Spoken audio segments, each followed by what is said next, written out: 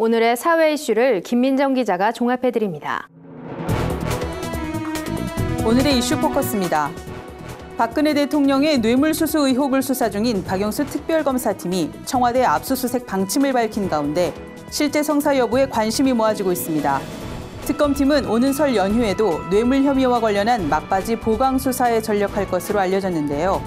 박근혜 최순실 게이트의 진상규명을 위해서는 청와대 내부에 필요한 자료를 확보하는 것이 불가피하다는 게 특검팀의 입장입니다.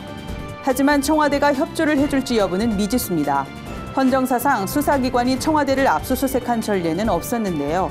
설 연휴 전후로 수사 진행 상황이 어떻게 흘러가느냐가 관건이 될 전망입니다. 경기 침체와 전국 혼란 등의 영향으로 소비자 심리지수가 최저치를 나타냈습니다.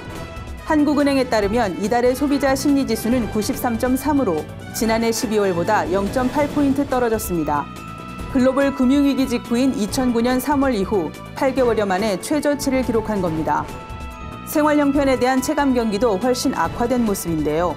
생활 형편이 6개월 전보다 나빠졌다고 응답한 소비자가 늘어났고 6개월 후 악화될 것으로 전망한 소비자도 많아졌습니다. 반면 물가는 앞으로 더 오를 것으로 소비자들은 예측했습니다. 생활 형편에 대한 수치는 5년 만에 가장 낮았고 물가 수준에 대한 전망 수치는 5년여 만에 가장 높게 나타났습니다. 올해 설 연휴 기간 동안 고향에 다녀오는 인원은 약 3,115만 명이 될 것으로 예상됩니다. 국토교통부에 따르면 하루 평균 이동 인원은 623만 명, 설 당일인 28일에는 최대 796만 명이 움직일 것으로 전망됩니다. 고속도로 상황의 경우 귀성길은 27일 오전, 귀경길은 28일 오후에 가장 혼잡할 것으로 국토교통부는 내다봤습니다.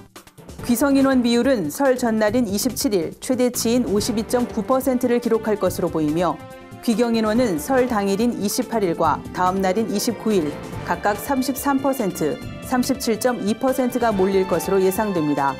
한편 해외 출국자 수는 총 55만 3천 명, 하루 평균 11만 1,000명으로 작년과 비교해 11%가량 증가할 전망입니다. 지난해 남성 육아휴직자가 50% 넘게 증가한 것으로 나타났습니다. 고용노동부에 따르면 지난해 남성 육아휴직자는 총 7,616명으로 전년보다 56.3% 증가했습니다. 전체 육아휴직자 89,795명 중 남성 육아휴직자 비율은 8.5%를 차지했습니다. 300인 이상 대기업의 남성 육아휴직자가 전체의 48.8%를 차지했고 전년 대비 증가율도 64.9%로 매우 높게 나타났습니다. 중소기업의 경우도 30인 이상 100인 미만인 기업은 56.6%, 10인 미만 기업은 46.2% 급증했습니다. 정부는 중소기업 근로자의 육아휴직 활용을 높이기 위해 중소기업 지원 수준을 상향 조정하고 대체인력 지원금의 지원 기간도 확대할 방침입니다. 구티비 뉴스 김민정입니다.